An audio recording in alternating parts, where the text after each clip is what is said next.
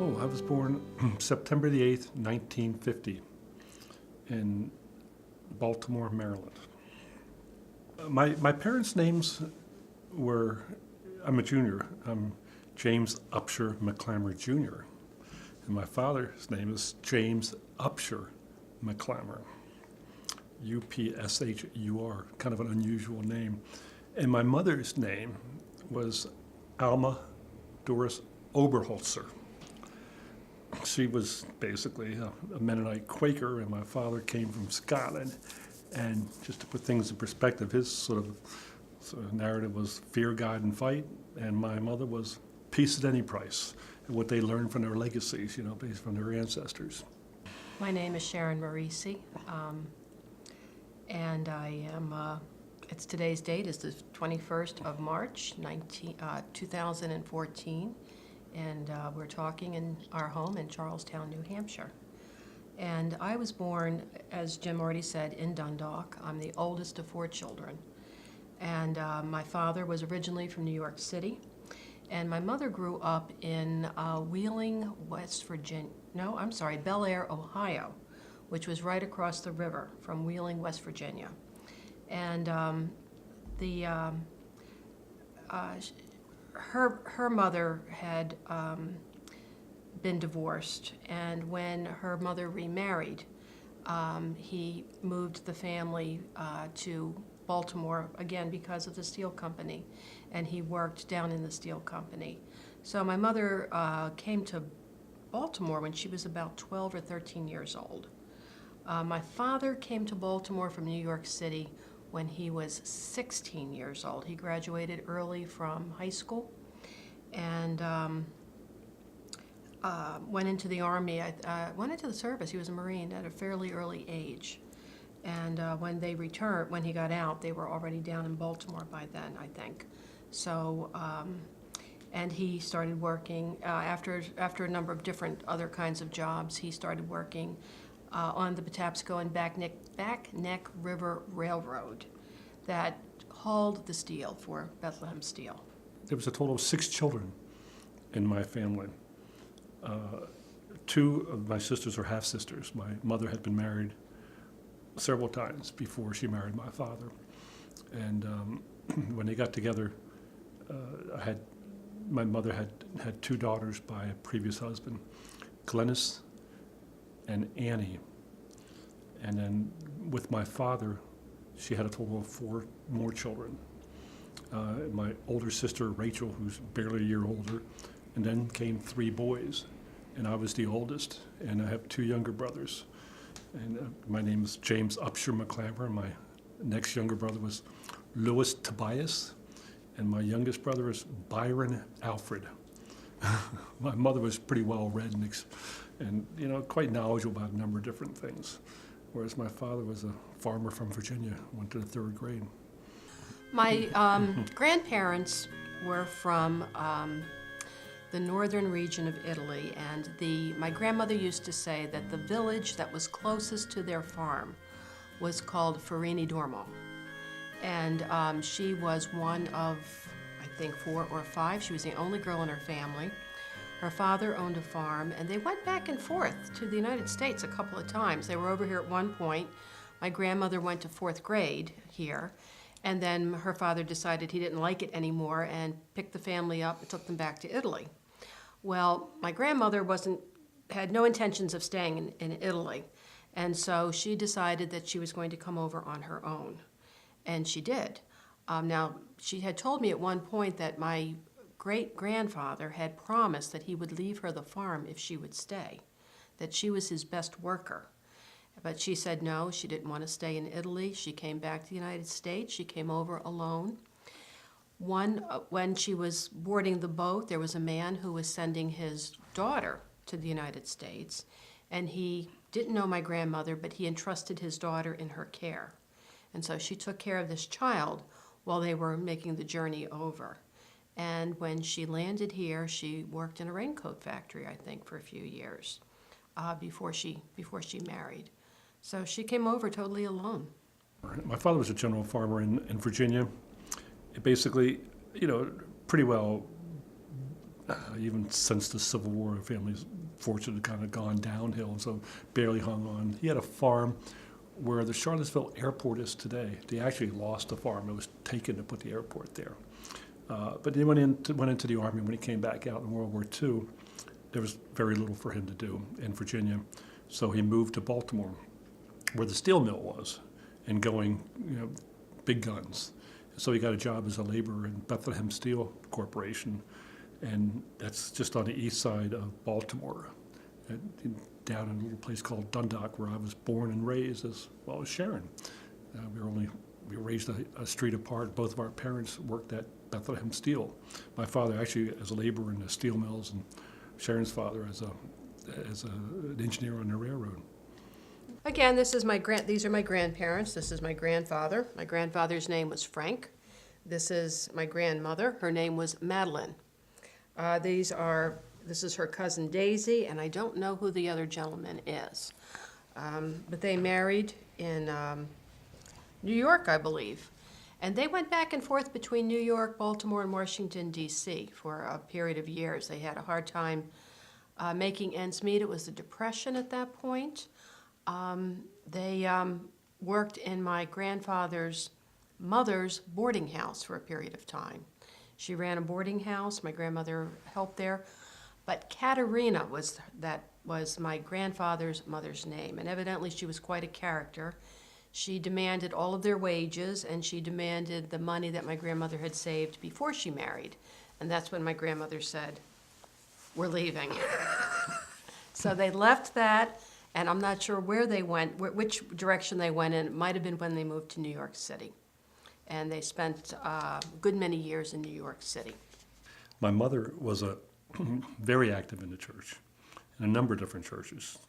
She had like volumes and volumes of,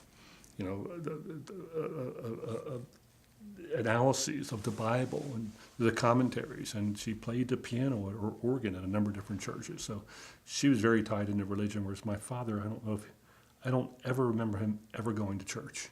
He just thought they were basically people who went to church were hypocrites, that they went to church on Sunday and they behaved differently on Monday.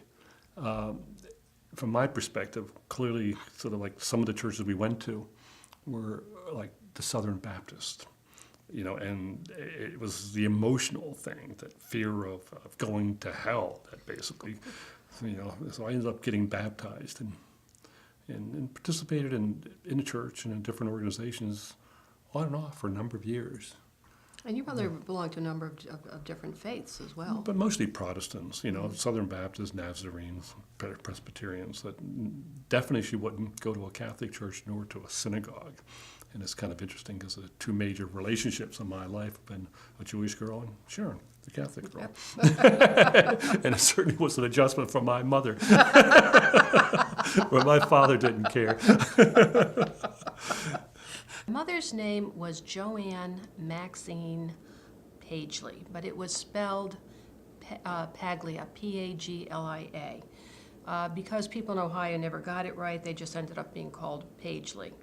And she claims that she is related to Brad Paisley, the country music singer, because that branch of the family split off and they called themselves Paisley. So she's convinced that, since he comes from that area, he's one of those Paglias. And I'm not telling her anything other than that. That was my feeling about it. Tried to get Jimmy to do the genealogy on Brad Paisley. Well, I've actually investigated. I can't find a connection. But it's a good story. Yeah. Yeah, that's a family picture, or portrait of, my side of the family. The lower picture. My brother Byron, a girlfriend of his at the time, it's Terry Thornton, the guy that was in that previous picture, my mother, my sister Glennis. This was in the early years of our marriage. Yeah, and Sharon in the middle with all that hair. My brother Toby, Louis Tobias is Toby. My sister Rachel. My sister Annie. Me with the hair again. I guess I've always grown hair pretty easily. This is probably when we were living in College Park in graduate student housing, and we were hosting a Christmas get-together for my side of the family.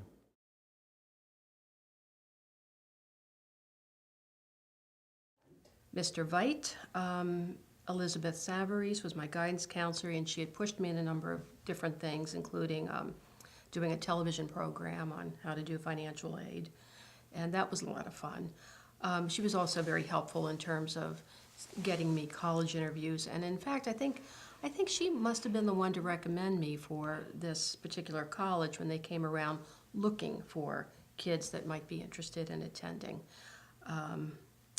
So that was a very good opportunity. And then in college, I think her name was Helen Carey, Sister Helen Carey, and she was a good person to be able to talk with about a number of different things. I mean, I grew up Roman Catholic. This was the first time I was on my own, the first time I made my own decisions about whether or not to attend church, which was a biggie in those days. And so it was great to have somebody to bounce ideas off of, and a good sounding board in a number of ways. Well, I guess clear from my perspective, I somewhat, probably considerably introverted, so I just had two close friends, neighbors. I mean, a fellow up the street by the name of Maxwell Major early on, he's a year or so older than me. We played a lot of chess together and things. And then my best friend turned out to be a fellow by the name of Nick Sagami, who actually lived between Sharon and I, and so we actually ended up meeting. But he's from Sicily, and we actually played a lot of soccer and sports together. So that's my two best friends from a young age. Sister's probably your best friend. No, maybe not back in those days. Not You in probably those fight days, like no. the dogs Yeah, and we cats. did. We fought all the time. That in yourself helps form your personality, though, doesn't it? Yeah. That I'm still dealing with today. This isn't on tape, is it? This is the stuff I get hit for. Only when we're off camera. A lot of our ambition at that point was to get out of the area. So we were very hell-bent, I think, on getting to college and moving along. But I would say that Glennis had a big impact on you, because she was the first one to go on to school out of your siblings. And she was kind of instrumental in helping you with, with certain things, like getting you your first stereo and getting you interested in music. So she seemed to have an impact on you. Yeah, I think actually within the family, the two individuals that probably had the greatest impact was my father and my sister Glennis. My father mainly because every minute I wasn't in school, I was probably with him working somewhere. We used to build houses, and when we weren't building houses, and he worked full-time at the steel mill, but he always had second jobs and third jobs to do. And me being the oldest boy, I was always there. Okay, I was the one that held the wrench when I was 4 years old or 5 years old, to the one that was holding the shovel and operating equipment when I got older. But, in addition to those sorts of things, he also had a very large lawn maintenance business where he mowed the grass in a number of different residences and even ball fields. And the only way you got that done in those days was laborers like myself. And so I would spend a lot of time working with him. And my mother always complained that, geez, let the kid have some time off once in a while. But my sister Glennis certainly was a major influence on me, because she was very artistic and intellectual, and I admired her quite a bit. And unfortunately, she died early. She committed suicide when we were in New Haven, Connecticut. And we were sort of in the middle of that. But certainly, and she helped out in terms of the academics and stuff, and the encouragement was there from her for the academic pursuits. Where my father, basically with the third grade education, could barely read or write, and so there wasn't a whole lot of discussion with of intellectual things.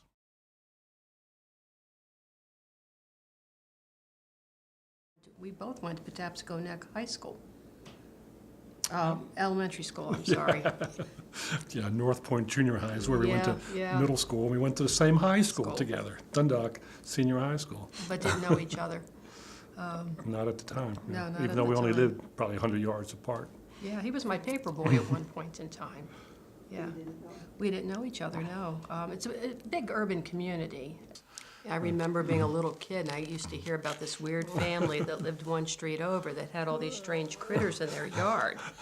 And so one day, and I was quite young, and it was summertime, I was wearing shorts, and I decided to sneak over and take a look. So I was sneaking into their yard, and this huge goose came out of nowhere, squawking, and chased me and was biting my legs all the way as it chased me out of the yard. Who knew that I'd be ended up marrying the kid from that house? Yeah. It was through Nick, who actually had a party at his house, that I met Sharon. That Sharon came over there and I was there. I never went to parties. Nick was much more social than I was. I was really rather introverted. I didn't date. I had few friends. I was always working. That was the excuse. I never really had time, and nor was I had the skills to. Isn't that funny? I don't remember a party at Nick's house. Well, don't you remember meeting at his house? No, how I remember. Well, it's interesting because, here we're talking about things that she doesn't recall, but that's how it happened. Well, I remember that Nick was getting groups of people up to go swimming because he was trying to meet my sister. He was interested in dating my sister, and you and I were swimming all the time together. Yeah, that was after we met, but the first time I met you was actually at his house. Really? Okay.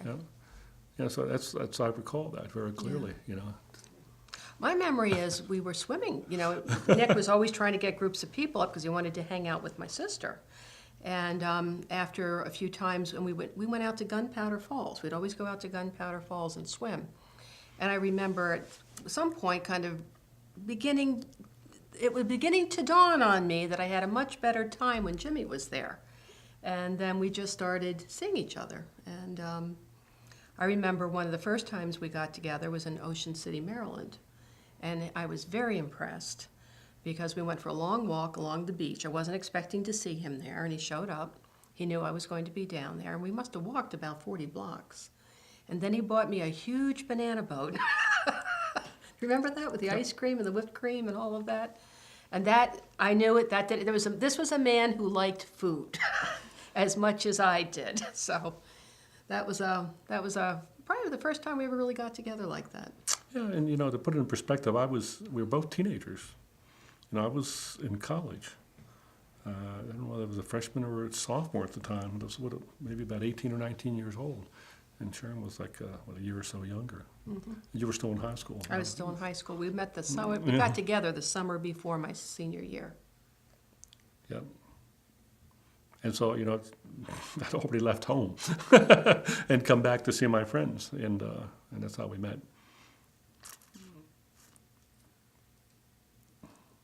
God, that seems so long ago. It was. We've been married 40 years this year, and this was back in 69 or so, 1969, which would put another, 45 years ago. It was a long time ago. Yeah, I remember the summer we got together, that's when they were landing the men on the moon. Yeah, a whole lot's changed, hasn't it?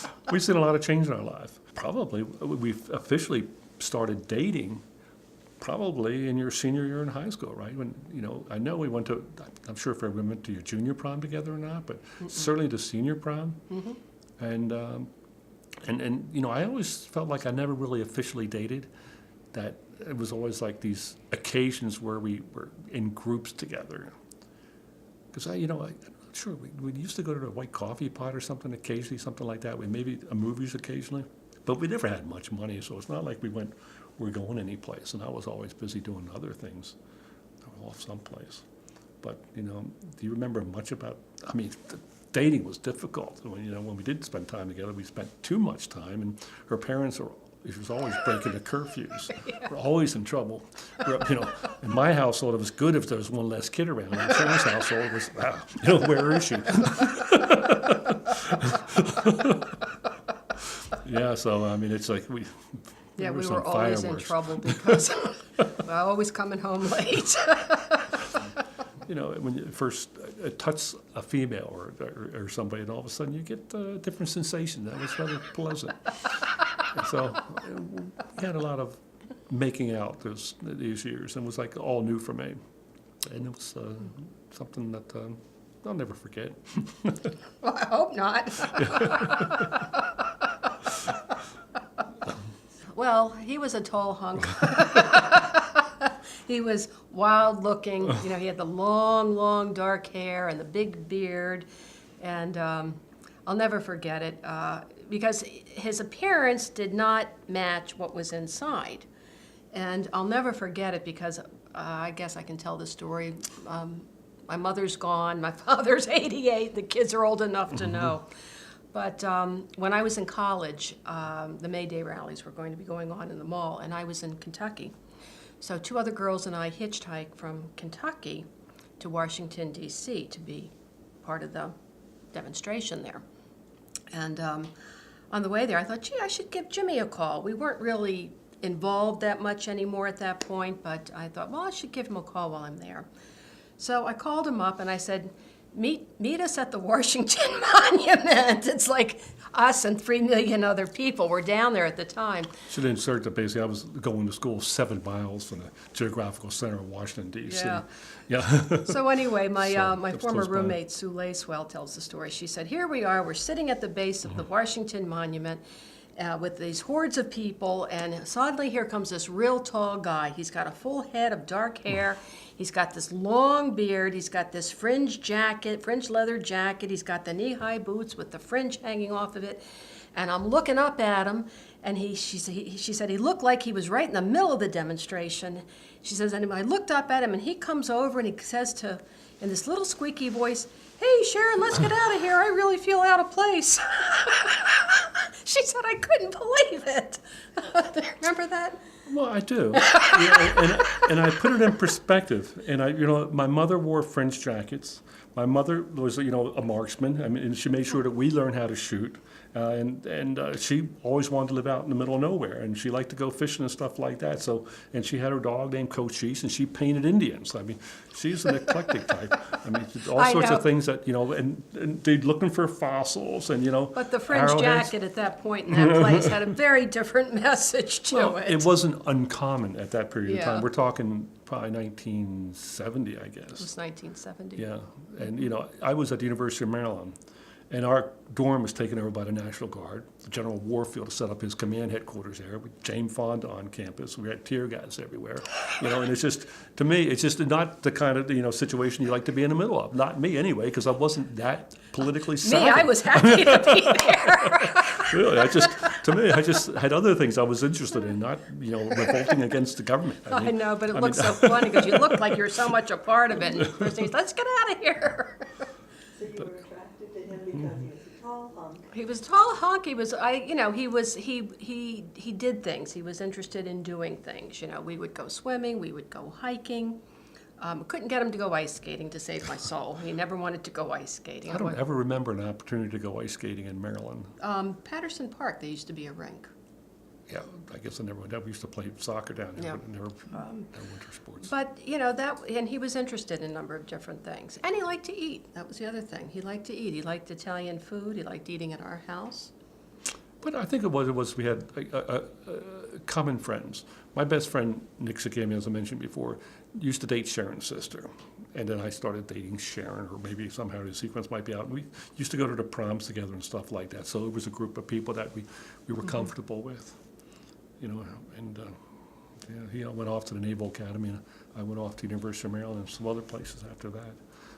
What attracted you to Sharon in the beginning?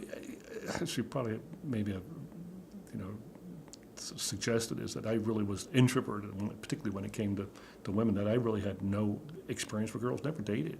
And, and I know Sharon's not going to like this, but it was because that she was, what's the word? She put herself out that basically she was a little bit forward in terms of, aggressive in terms of, the relationship, that if it wasn't for that, I probably still not ever been in a relationship. How was I aggressive? I mean, in terms of, what would the word be that basically,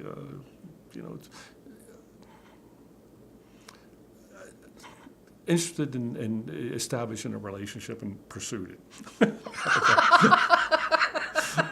I think we started dating, though, really, the summer before my senior year. That's when we started going out together and doing things together. Yeah, I guess I do recall, and this is historic because Pete Seeger has recently passed, that we went to a concert in College Park together, Pete Seeger. It's a few concerts that I actually really recall that I'd actually even spend money on because I never had any money. It was always a struggle. Oh, you took me to a what was that poet's name? Rod Stewart? No, Rod Steiger. McEwen? Rod McEwen. Rod Yeah. McEwen. No, not often, but occasionally. Yeah, but you go see the Beatles and stuff like that, or just beyond my pocketbook. Oh, that was years before I met you, that I saw the Beatles, yeah. That was really quite a concert. I'll never forget it. I mean, when I look back at it, again, you know, you wonder where your brains are sometimes. You know, my mother didn't drive, so she got my Uncle Gary to drive us down to the convention center. And you can imagine the hordes of girls that were down there for this concert. I mean, it was sold out, completely sold out. So, and we had never been downtown like that before. So my mother says, meet me on the sidewalk right out of here as soon as the concert's over. So we go out a door, whatever door they told us to go out after the thing was over. It's packed. We don't know where we are. I mean, the convention center is a block long on each side. So my mother by now is hysterical because she can't find us. I'm standing up on some porch steps to see, you know, kind of stand above the crowd. And my sister was hoping to see more of the Beatles as they maybe exited the stage door, so she shinnied up a lamppost on the street. And that's how my mother found us. Was my sister hanging off the lamppost, trying to get one more look at the Beatles before they left. Otherwise, I don't know how long it would have taken her to find us. When she did find us, she handed us a picture. It was a picture of the Beatles with their autographs on it. We believed that for years. She had bought the picture and had my uncle sign and said that she had found it at the stage door, but we believed that story for the longest time.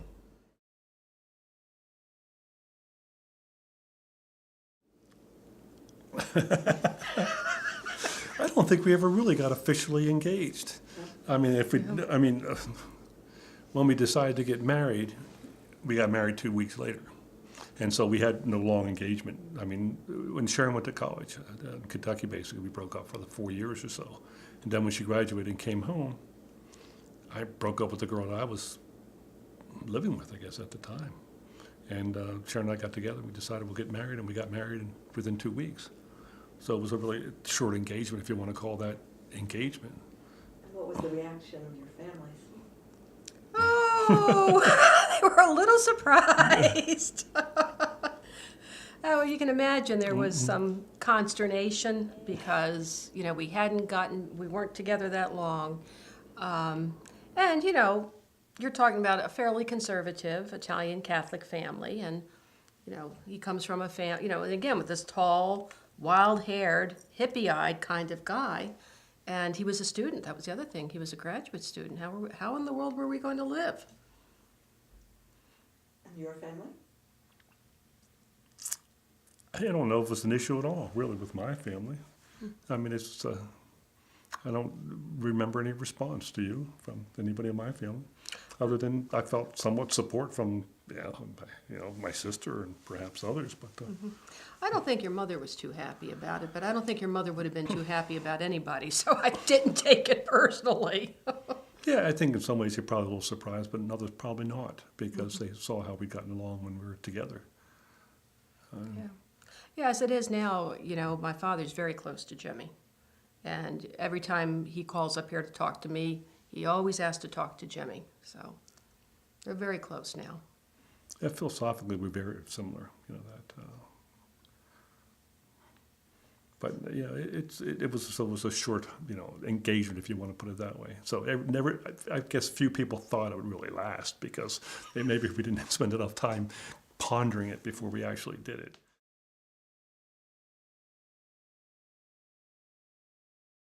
Well, go ahead. Why don't you respond to how do we manage? How do we manage? I mean, you say manage financially and manage emotionally, or?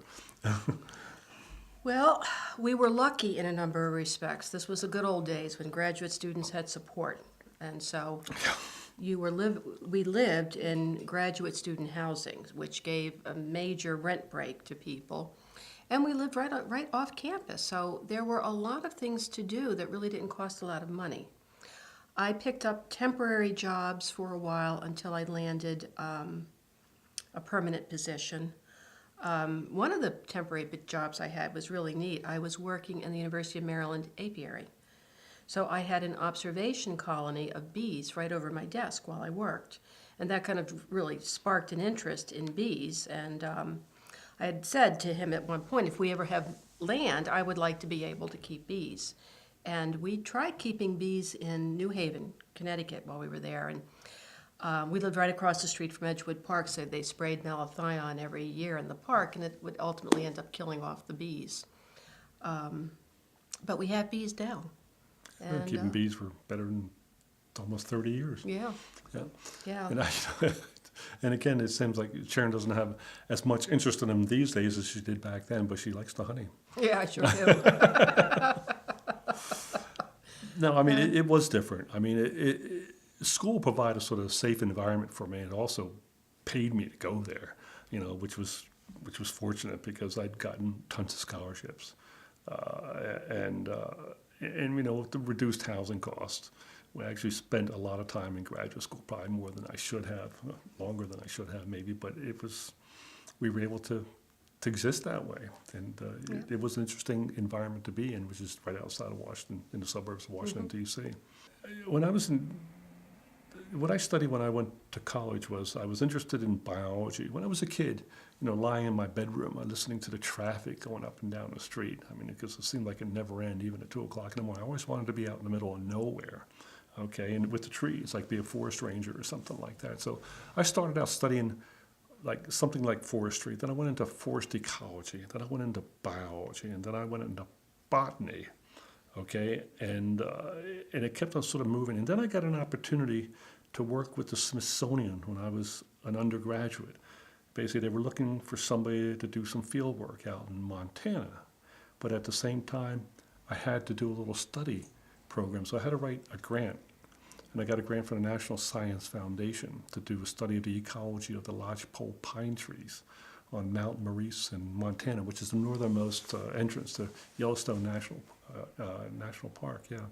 And so with that, and then during the, you know, I always felt like I was 4 things at the same time, but during the day or in the evenings, or I'd go out into the Badlands and collect fossils. And I stayed at Princeton's Geology Field Camp, where I got to know an awful lot of people from Harvard and Princeton and a lot of the other, you know, Ivy League and, you know, the high caliber universities. And from there, then I really picked up an interest in geology. And so basically I ended up combining the two, and what I was doing was paleobotany, which is fossil plants. And that's at the time, and I started working with the Smithsonian. After being a field collector, I became a visiting research scholar there for a while. And I was also working on some manuscripts and making maps, geology maps of the western U.S. And boy, has that changed how we make maps today. So I mean, so I was always also working in addition to going to school. So I had these part-time jobs at the Smithsonian, where I'd go back and forth on a regular basis, and teaching assistant at the University of Maryland.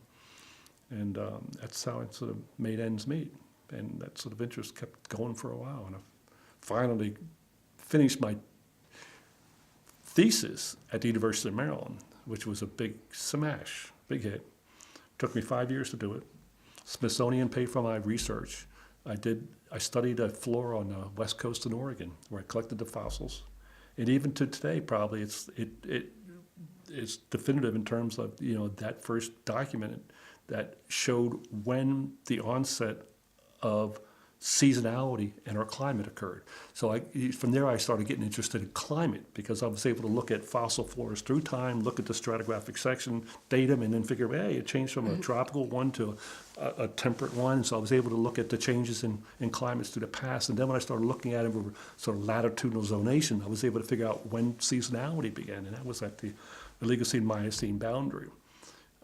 But yeah, I can get off on the academic stuff for some time. But anyway, I finally finished at the University of Maryland. I went to work at the National Arboretum as a botanist for a while, and quickly got disillusioned with being a government employee. And that's when I figured I had something else to do with my life. So I applied to Yale, got accepted, and got a full ride there. In 5 years of support, and all I had to do was teach 2 courses. So that was a pretty good deal. So I went from one student environment into another one in a matter of like 2 years. And you did a PhD in ecology and evolution at Yale University. Yeah, but there I was looking at the extinction of the dinosaurs. What caused the extinction of the dinosaurs across the KT boundaries, we call it, you know, and then the mode of evolution, where it's gradual evolution or whether it's sort of a punctuated evolution. So I got interested in patterns of evolution. What is a K2 boundary? I mean, KT, yep, Cretaceous Tertiary in terms of geological epochs, which is the end of the Cretaceous when the dinosaurs went extinct, and when the first mammals started to radiate and populate the Earth. So that's kind of that's where my intellectual interest went, was there in the evolution of communities through time.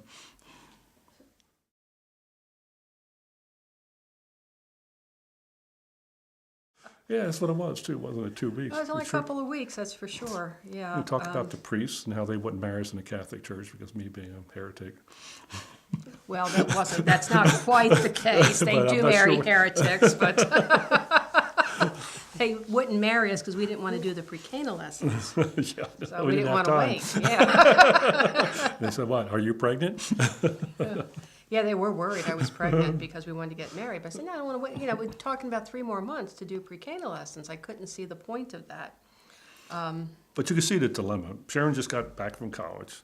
Where's she going to live? She had to either go home or find some other place to live, and without a job, well, why don't we just get married? Her parents certainly would not have, been happy with us living together. That never would have worked. No. So it was easier just to get married then live together.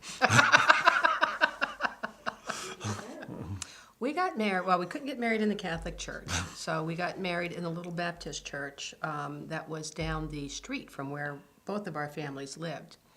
The minister was a very nice man, and I had to laugh because my father was so impressed, and I'm thinking, this is really going to be difficult, having all, because, as you know, in Catholicism, you're not supposed to be attending different churches. And I couldn't imagine what this was going to be like, asking all my Italian Catholic relatives to come to this little, it was a mission church too, wasn't it? Yeah, it was a mission, little Baptist mission church. And my grandmother was not really happy about this at all. But my father was so impressed with the minister and my grandmother was very impressed with the minister, that my father ended up making his Christmas donation to the Baptist church, not the Catholic church. Because, that's who married us, and he thought he was a very fine man and very pleased with it. And it was a very low-key wedding. We got married. I wore a flower dress. You wore a suit with striped pants or something. We have a picture of it somewhere. We have a picture of it. Yeah. And then we had the reception in the backyard at my family's home, and my mother and my Aunt Tootsie did all the cooking for it. So everything was homemade, and I thought the food was really good. We had a wedding cake, and that was that. Yeah, consistent with how we've been living our lives, on low budget. 1974, right? Yeah, we got married in June of 1974, and Sharon always swore she'd never be a June bride, but you can see what happened. She graduated from Center and had to find a place to live, so we got married in June. How long before we had kids? It was 10 years, and we were in New Haven by the time the first one was born, right? Yeah, thinking about what do we do between, we get married in 74, right, and we moved to New Haven in 79? Yes. 79, yeah. 5 years later. That was because of Yale University. And consistent with always trying to do 5 things at the same time, we bought a 3-family house there because we figured, hey, you can't really afford to buy something and to pay the mortgage on, even though Yale had given us a pretty good financial aid package. They also gave me $5,000 to buy the house for the down payment. They didn't give you, that was a loan. That was a loan. And they didn't know what it was being used for. But I used the money for a down payment on the house, and we fixed it up and rented out 2 of the floors. We had one ourselves, and built some equity in it. And it was an interesting time in New Haven.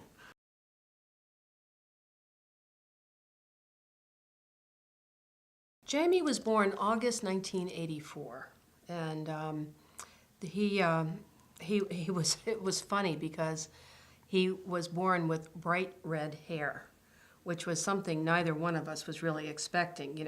Jimmy's hair was quite dark. My hair was darker than it is now, so I just assumed we'd have a dark-haired child with lots of frizz to it. And when he was born with beautiful copper red hair. He was, like a golden red. It was pretty stunning, wasn't it? But not to my mother, who predicted it. Yeah. Because, Because why would you think my mother would have known that he was going to be red hair? Because your mother's very intuitive. Yeah. I remember when we called, they brought the phone into the delivery room so we could start making phone calls. And Jimmy called his mother, and she picked up the phone, and he never even had a chance to say hello. I remember saying, "Hello, Jimmy, you're calling to tell me that the baby's been born and you have a little boy with bright red hair." And Jimmy just said, "Yes, that's right." Yeah, his mother is very intuitive in a number of ways. And my mother had said something odd. She had said to me when I was pregnant, "You know, you have a chance of having a red-haired baby." And I remember saying, "What are you talking about? We're going to have children with dark hair just like us." "No, no, no, your great Aunt Nell and somebody else from Ohio, they were redheads. You might have a red-haired baby." And sure enough, he came out with bright red hair. And then Seth was born in '88, and Seth was bald for a whole year. But I figured by the look of his eyebrows, he was probably going to be a redhead, and his hair came in red too. And then Erin was born in '90 with beautiful dark hair. And so she's the only dark-haired baby we got out of the bunch. Well, it's always hard to figure out which story to tell. I will say that one remark I have gotten from several different people, and something I have always felt, is that my children each have very strong, distinctive personalities. They're very different from each other, and they seem to get along and truly enjoy each other, which, that's something that we want to see. We certainly hope to see that. They each have funny stories with them. I don't know if there's anything in particular you want to say about that. No, I guess clearly probably the most important event, and I probably have to cautiously say this, other than getting married, would be the birth of Jamie when he was back in 1984. It was pretty exciting. And shortly thereafter, maybe several months or so, I got an opportunity to do some lectures on a cruise ship that was cruising from the Caribbean up the Amazon River. Yeah. And so I took Jamie and Sharon along with us, or with me, and it's part of that journey. We used to take hikes into the jungle, and I remember carrying Jamie in my arm because he was like I could just fit in the crack of my arm into the jungle and compare his skin, his pale skin and red hair, to the indigenous tribes. And and I guess we ended up taking some slides or something. And several years, well, it must have been when he was in middle school here in Charlestown, that I went in and gave a little lecture one day about the natural history of the Amazon or something like that. And I showed a picture of Jamie, with one of those native babies, and he really was mad at me for showing that picture of him in the Amazon River basin. And I still, to this day, don't quite understand why. I'm so upset by that. He's middle school. What did you expect? He didn't know you were coming. You were the surprise speaker. The other time that really puzzled me with Jamie is we have chickens in the chicken coop, and every April Fool's Day I like to try to do something to fool them. So one day I went out there on April Fool's Day and I put 12 eggs under this one chicken. And I said, "Jamie, can you go out there and pick up the eggs?" He went out there and came in. "Oh, Dad, guess what? I found 12 eggs under this one chicken." I said, yeah, I put them there. And he was so mad that I tricked him. He didn't like to be fooled, I guess. No, he doesn't like to be fooled. So he took a couple of those eggs and he put them in your shoes. Yeah, so that's Jamie. But Yeah, Seth is a little bit more laid back in a different kind of way. And Seth was always the one getting into some kind of scrape or the other. There was once when you took them hiking, it was a boys' trip, and Jamie had to rescue Seth because he was being swept down the river. Oh, yeah. We were in the Adirondacks. Usually we took a trip someplace. We called it the boys' vacation until Erin got tall enough and old enough to assert her, "I want to go too." And clearly Erin did fine when she was out there. In fact, I put the boys down.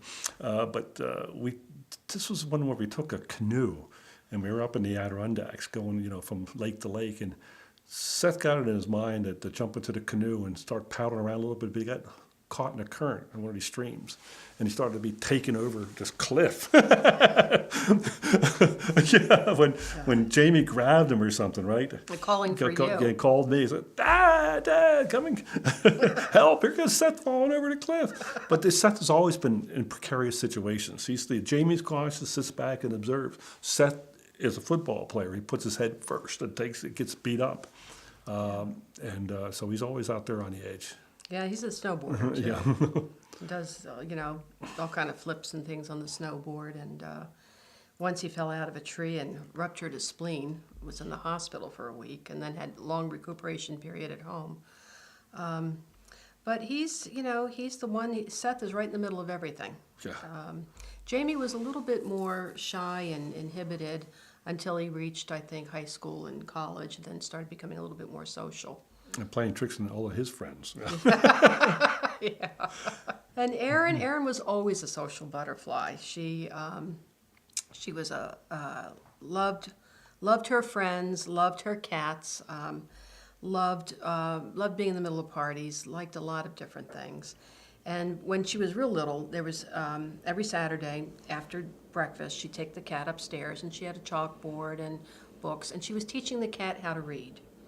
And she was so funny about that. I mean, this went on for the longest time, and we were all joking around one day, and we were teasing about who does what that's weird in the family, who has weird habits. They were everybody was teasing each other. And I was kidding her, and I said, well, what I think is weird? I think it's weird to try and teach a cat to read. And she looked at me, and she was obviously very, very hurt. And she got very upset. I said, oh, honey, I'm only teasing you. I'm just kidding around with you.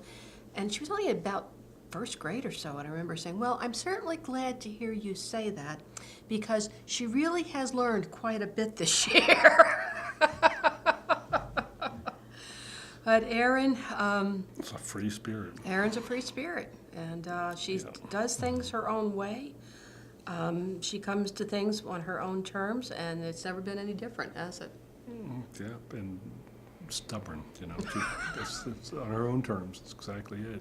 Yeah.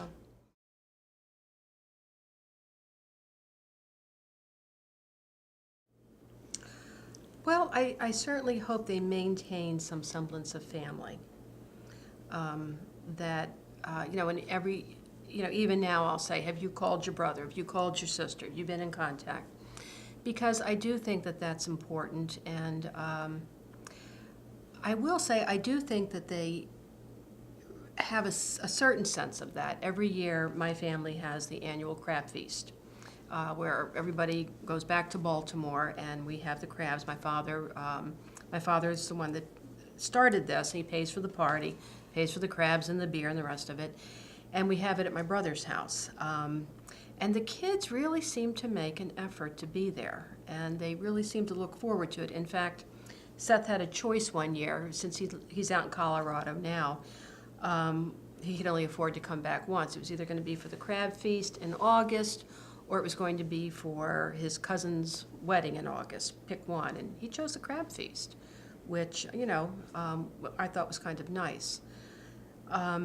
So a sense of family, I think, is important, that they maintain contact.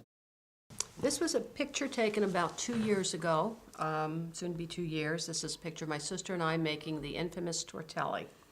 And it's great. My sister and my father come up every fall, and every fall we make tortelli, which is, as you can see, a ravioli-shaped pasta.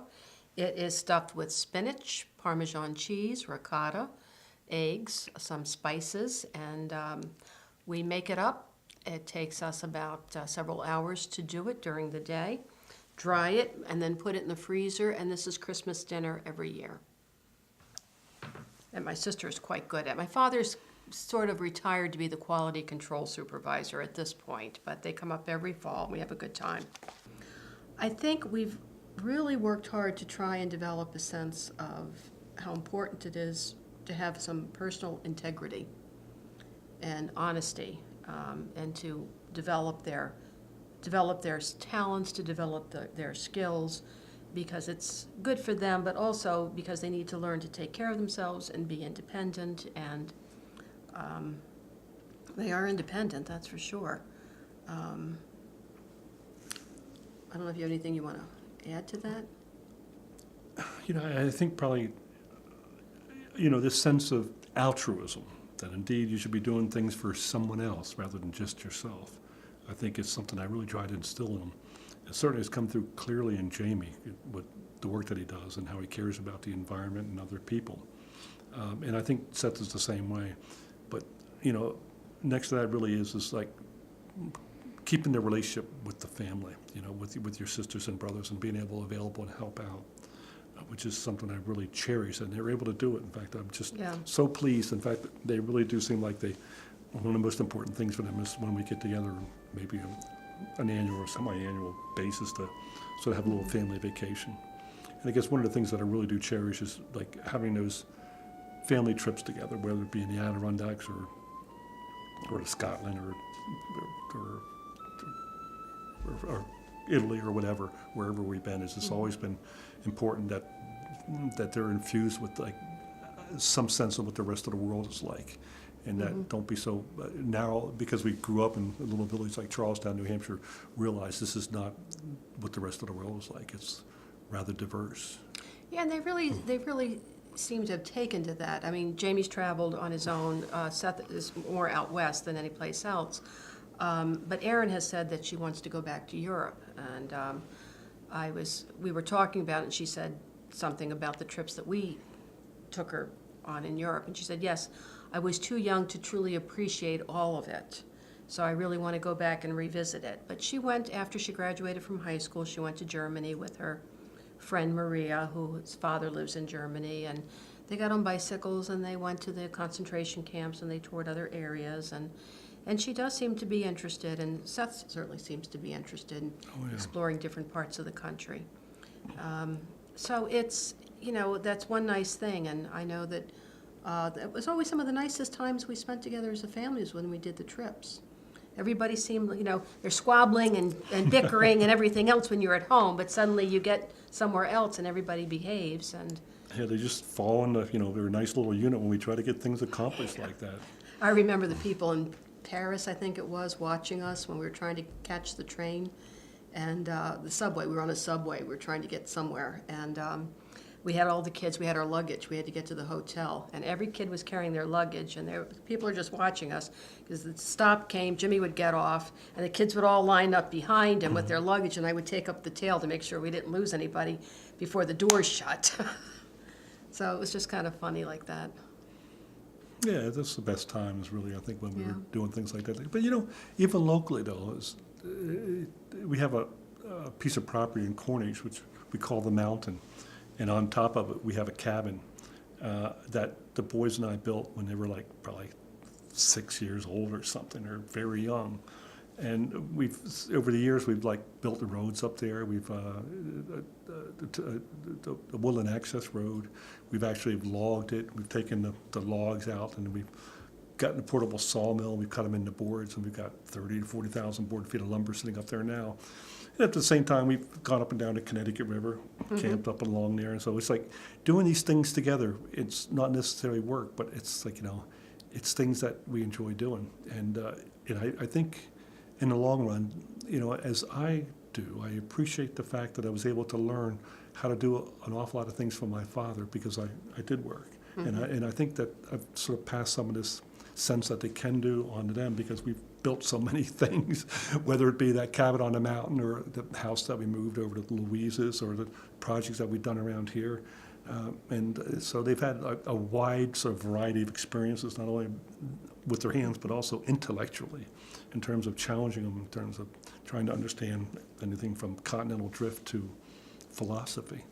So I think they've got a broad education. Yeah, and they certainly seem like that has meaning to them. Erin's doing an English class this year, and she's had to write different compositions. And one of the compositions that she wrote was about the cabin over on Louise's property and what it meant to her. She spent one summer in it when she moved out of, was it after they moved out of the apartment and she had to come back home? Yeah. Yeah, I think, but that's where she stayed. She stayed over at the cabin, and she would come here to take a shower. But that was her, she had her food stashed over there and her books, and And they actually, she and her girlfriend actually got into some good habits. Our girlfriend stayed with her. Because they were there, since there's no electricity, they're going to bed when the sun goes down, and then they have to get up when the sun comes up, which for an adolescent is a very different experience. Very therapeutic Very experience. therapeutic, is right. So it was great, but it was nice to see that essay and how much that meant to her and what she liked about the cabin. And she talked about the fact that nothing in there was new, and it was, things that we had made, like the panels on the wall came from our own trees and that kind of thing. So it was really nice to see that meant something to her.